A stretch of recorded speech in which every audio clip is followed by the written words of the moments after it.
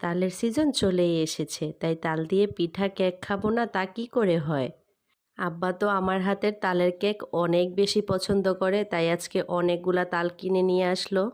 আম্মা আমাকে তাল থেকে রস বের করে দিল, আর আমি এদিকে কেক বানানোর জন্য 4টা ডিম, একটু লবণ, চিনি দিয়ে ভালো করে ফেটিয়ে নিচ্ছিলাম। চিনি গলে যাওয়ার পর 2 কাপ তালের রস মিশিয়ে নিলাম ডিমের সাথে। তারপর দিয়ে দিলাম 1 কাপ তেল, এটাও ভালো করে মিশিয়ে নিলাম। এই যে আমার তালের মিশ্রণটা রেডি হয়ে গিয়েছে।